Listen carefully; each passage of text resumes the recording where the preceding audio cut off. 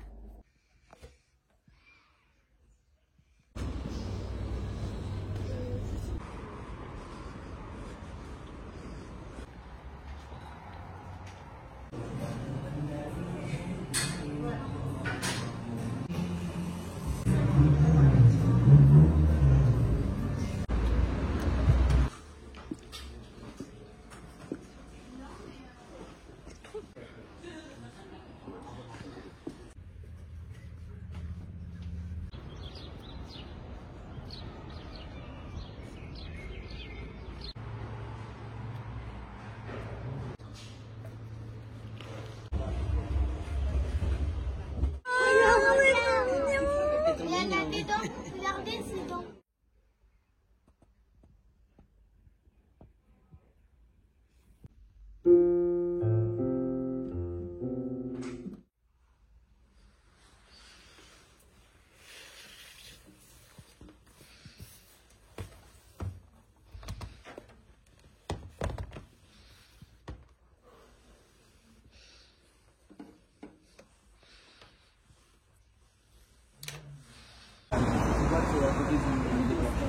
C'est un peu une critique de la modest fashion dans ce mouvement, parce que je pense qu'il y a trois grandes, on va dire, tendances chez des entrepreneuses, dans toutes les entreprises en fait qui se sont inscrites là-dedans. La première stratégie, ça serait, ou plutôt perspective, ça serait de faire une marque de modest fashion en vue de rentrer dans la mode, dans l'industrie de la mode. Intégrer en fait ce monde-là, qui est un système très pyramidal en fait, donc la haute couture, le luxe, etc. Et puis ça descend, avec ce besoin cette envie de dire d'être représenté en fait, y compris dans cette industrie-là. Après, il y a une autre partie où leur perspective, c'est plutôt de monter une mode concurrente, si je peux dire ça comme ça, même s'il dépend toujours de la mode et du commerce et du monde capitaliste en général.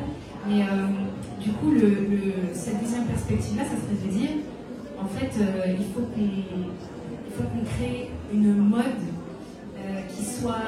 qui reprenne les codes de la mode classique et ses leviers, mais qui respecte certains principes éthiques non négociables.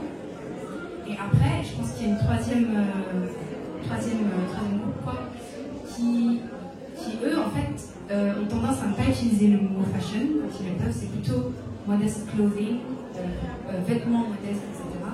Et là, c'est plutôt ce qu'on pourrait appeler de la slow fashion, ou pas de la fashion du tout, en fait, parce qu'ils veulent se détacher de la logique de l'industrie de la mode et consommer soit sur mesure, soit en n'ayant pas cette tendance-là effrénée de style, etc., mais des vêtements assez intemporels.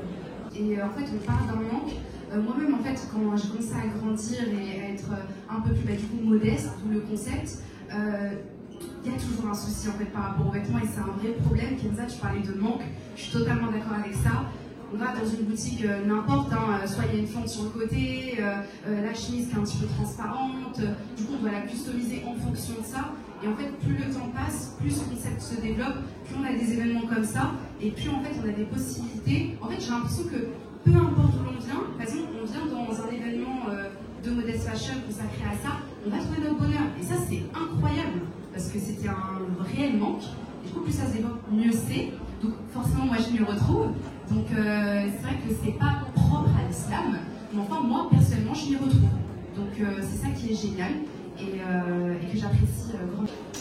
D'organiser cet événement et de nous réunir toutes aujourd'hui Et je pense que s'il y a bien une chose qui ressort de cette conversation, c'est justement cette diversité finalement des représentations et des modèles, comme l'a dit la dame, que nous sommes un peu toutes dans nos manières de nous habiller. Et je pense que ce qui est important, c'est de rappeler qu'à travers la mode, finalement, on fait passer beaucoup plus de messages